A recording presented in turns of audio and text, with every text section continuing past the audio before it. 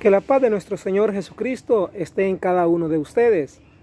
Ya estamos nuevamente compartiendo su tema sobre la fe y la esperanza, sobre las semillas. Es que las semillas, hermanos, son granos que en su momento van a producir más frutos.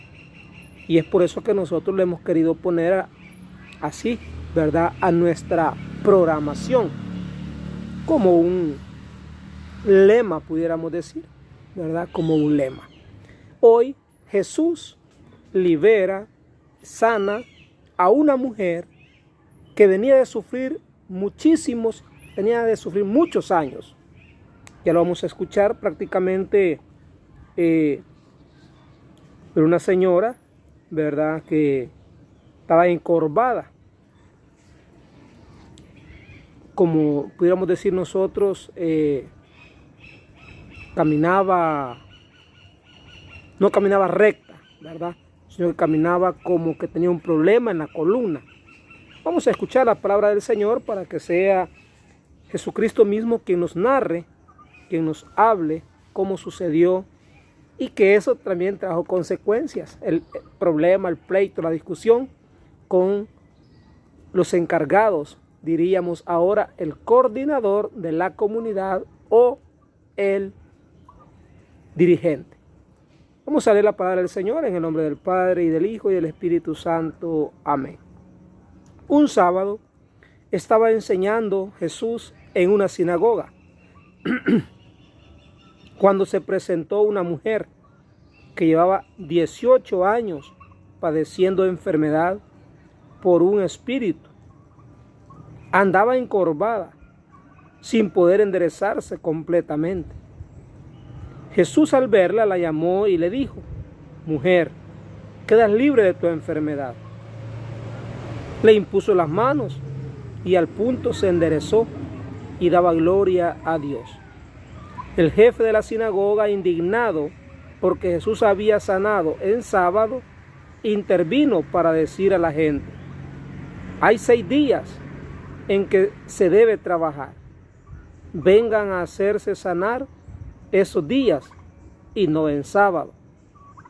El Señor le respondió: «Hipócritas, cualquiera de ustedes, aunque sea sábado, no suelta al buey o al asno del pesebre para llevarlo a beber.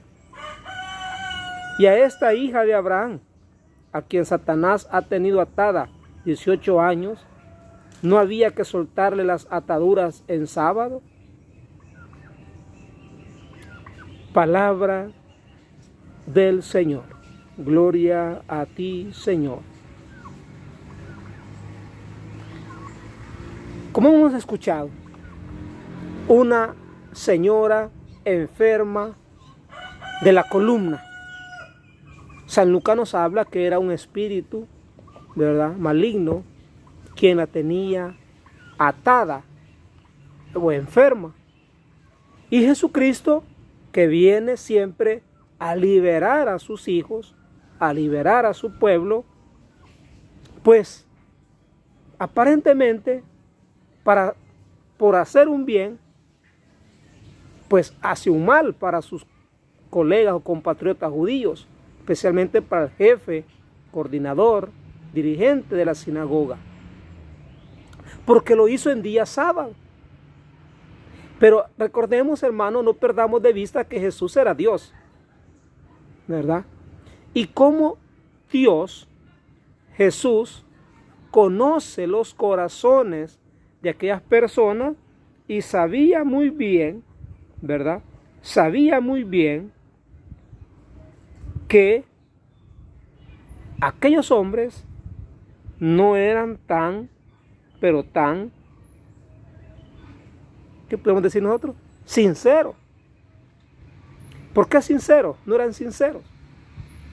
Porque aparentemente ellos, por ser los guías, los dirigentes, los líderes, imponían leyes, imponían reglas.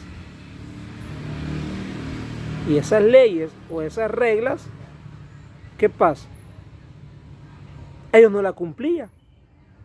Y por eso Jesús, conociendo los corazones de aquellos hombres, cuando ellos refrenan a la gente diciéndole, vengan cualquier día de la semana que les haga el milagro, menos en sábado. Respeten el sábado, quisieron ver dicho, ¿verdad? Respeten la ley. Y como la ley, ¿qué dice, hermano? La ley menciona de que el día sábado era totalmente dedicado para Dios. Es decir, que no podían trabajar, no podían hacer nada que estuviera fuera de la ley, porque desobedecían a Dios en primer lugar, ¿verdad? Y respetaban a Dios. Y eso, según la ley, ellos querían que se llevara al pie de la letra, que cumpliera, que no, pudiéramos decir nosotros, ¿verdad?, que no se dieran anomalías, y respetando, inquebrantando la ley. Y por eso ellos llegan y, como quien dice, ¿verdad?, muchachos, no les prohibimos que traigan a los enfermos a que se les ore o se les sane, pero no lo hagan día sábado. ¿Ve? ¿No había que soltarle las ataduras en sábado?, pregunta Jesús. Porque Jesús mide las situaciones de otra manera distinta, no como la miden o la medimos nosotros los seres humanos. Que aparentemente yo quiero que se cumpla mi ley, mi palabra, lo que yo digo, mi regla, y lo demás no tiene razón, no tiene valor. Y Jesús viene a actuar en favor del ser humano, de la persona. Y a Jesús no le interesaba, porque él sabía muy bien que Dios mismo no se iba a disgustar en que el milagro se hiciera en día sábado, porque Dios le agrada el bien del ser humano. El bien, oiga, el bien, no el mal. Y el bien para aquella señora era desatarle, romper, reprender y sacar de ella el mal espíritu que portaba. Y viene a través de la imposición de mano o la reprensión que Jesús hace. 18 años de estar sufriendo. No sabemos qué pecado, no voy a decir ni imaginarme, porque entraría una especulación de hablar solamente por querer dañar, ¿verdad? Como a veces solemos hacerlo o actuar nosotros. Pues este está enfermo porque es pecador, ella está enferma porque a ver qué pecado ha cometido. Todo le llamamos pecado, sin darnos cuenta que el enemigo actúa a dañar, a perjudicar, a lastimar, y el objetivo primero es alejar a la persona humana del seguimiento de Dios, del temor a Dios. Y es así como comienza a introducirse en una persona, a tal grado que imagínense ustedes, 18 años de estar sufriendo. ¿Cuántos de nosotros, hermanos, con una semana de una gripe, con una semana de una fiebre, de un dolorcito, solo porque los hermanos no me llegaron a visitar, no me llegaron a orar, no me dieron una ayuda económica, yo ya no quiero ir al templo, yo me alejo del templo? Imaginémonos cómo somos nosotros, generación de cristal, católico de vidrio, católico solo por llamarme católico, pero en realidad no lo soy, porque no actúo como auténtico y verdadero católico. Esta señora llega, vea, aún enferma, ya sea por posesión satánica. A lo mejor ella no lo sabía, no se imaginaba de que algún pecado de ella era el que había permitido que el enemigo entrara en su cuerpo y se hubiera apoderado, y se estuviera apoderado en su columna. Pero lo voy a leer para que ustedes se den cuenta. 18 años padeciendo enfermedad por un espíritu y andaba encorvada. Es decir, que la enfermedad se había posesionado aquí, en la columna, y andaba así, como cabizbaja, pero era por el dolor, por la enfermedad que estaba en la columna. Siempre que hablo un poco así, me recuerdo hace algunos años que pertenecíamos a otra parroquia, un hermano llegó caminando algo así al retiro. Hermano, y vea qué misterio. Sin duda él quizás nunca se imaginó también que su encorvamiento de su cuerpo, de su columna, posiblemente era también a base de tantos pecados. ¿O cuál de ellos que ni se imaginaba? ¿Cuál pecado grave, mortal, que le causara daño espiritualmente ante Dios? Lo tenía así. Y el milagro y el testimonio maravilloso fue que cuando este hombre le corresponde pasar a confesión, confesar su pecado ante el ministro de Dios, ante el sacerdote, cuando este hombre se pone de pie, se incorpora después de confesarse, ya no caminó, ya no se levantó encorvado, sino que se levanta recto, como era antes, como normalmente había sido. Vea qué maravilloso es, hermano, cuando a veces nosotros confesamos nuestros pecados, ¿verdad? Y a base de ese arrepentimiento, hay una sanación interior en el cuerpo. Hay sanación física también, porque de la sanación interior proviene la sanación exterior.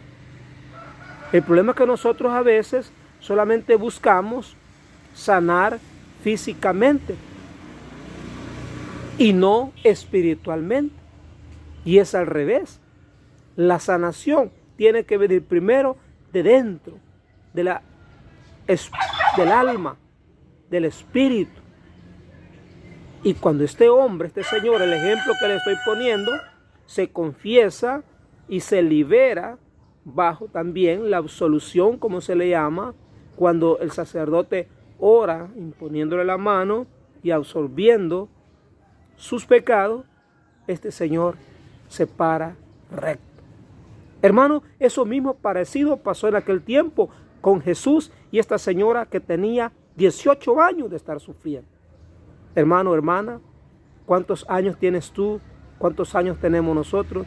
Quizás de estar sufriendo grandes y graves enfermedades y no nos damos cuenta muchas veces que posiblemente algunas de ellas pueden ser el no confesar nuestros pecados, el ocultar nuestros pecados, el no darnos cuenta que tantos pecados que hemos cometido posiblemente nos tiene imposibilitados, enfermos,